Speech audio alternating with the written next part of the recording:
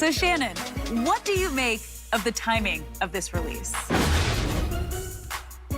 Really, Skip? You ought to be ashamed of yourself. I didn't say a word. You ought to be ashamed of yourself. And whomever released this and whomever gave them the green light to release this ought to be ashamed of themselves. Because? Because you know what's happening tonight.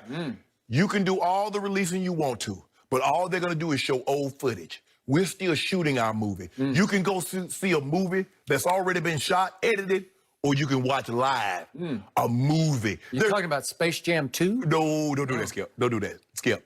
You can get an opportunity to be on the set and watch this movie that's going to be released. And you get an opportunity to say, Skip, you know, when they shot Glory back in the late 80s in Savannah, Georgia, Michael Broderick and Denzel. I saw it. Could have been an extra. No, I saw that. You could have been an extra? I could have been an extra. Well, why weren't you? No. That was my time. You know, acting wasn't my gig. I thought about it, but you know, I want a big, they wouldn't let me have no big part. If you'd been an extra in that movie, you probably would have gotten shot, right? Yeah, exactly. Skip, this is ridiculous. Skip, come on now. You can't stop progress. Progress must progress.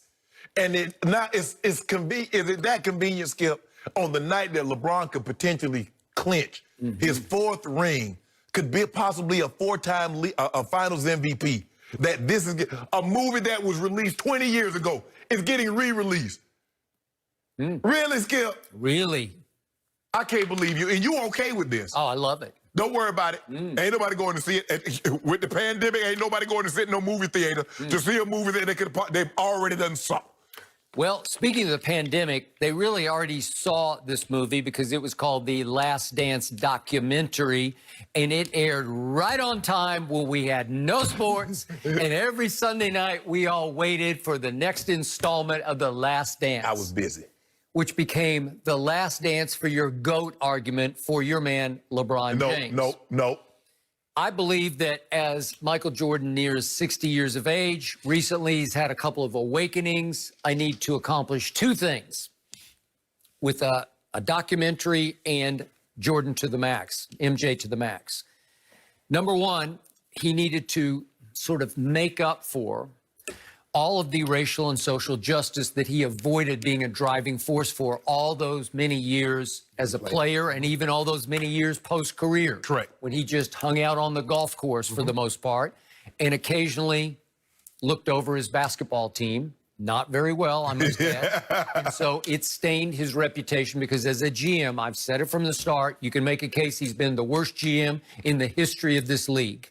As a player personnel developer in Charlotte, he has not been very good. No. We get that. So he needed to accomplish that, and he needed also to obviously try to silence the billions of new blind witnesses out there who are trying to make the laughable case that your man LeBron James is actually better than Michael Jordan was.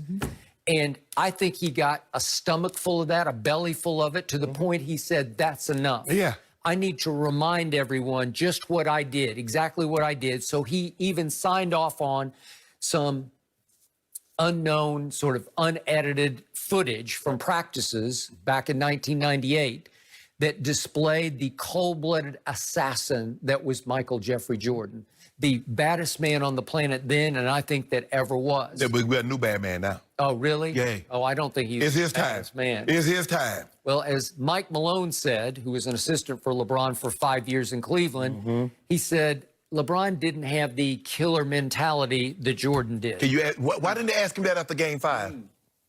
Well, he probably said the same thing because he believes the same thing because that wasn't about the Nuggets versus LeBron. This is about Jordan. You've set the bar as high as you say he's better than Jordan. Yeah. And Mike Malone says, well, I was an assistant for 5 years. I saw him up close and personal. Yeah. I saw him fold against Orlando. I saw him fold against Boston. Skip. You keep saying he folded. He averaged 38, 8, and 8 over 6 games. That's not folding. Boy, he folded against Boston because his owner accused him of quitting. 27, 19, and 10, what he had in Game 6. He averaged Someone 28. from his inner circle leaked that he had to be sedated before games 4, 5, and 6 against Boston in 2010. Yeah, like somebody leaked us. He had the flu or he had food poisoning. Somebody that leaked it. Okay, then, Skip, we're not going to do this. But you know what he's trying to do. He's trying to stunt our progress, but we full steam ahead. Are you? We marching on.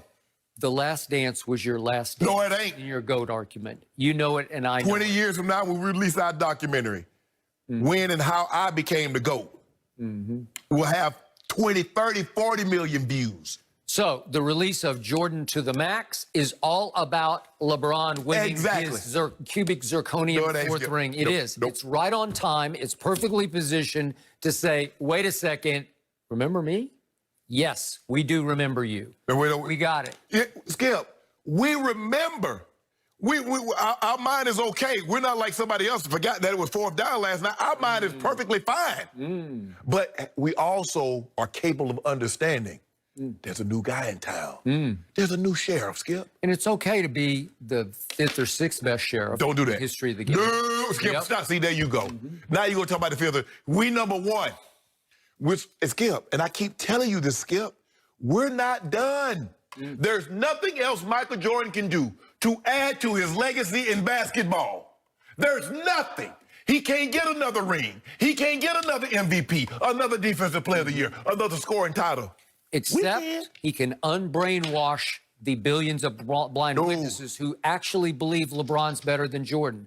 And they would say that, a lot of the kids would say that, and they don't even know what they're talking about until they watched The Last Dance and they were like, uh-oh.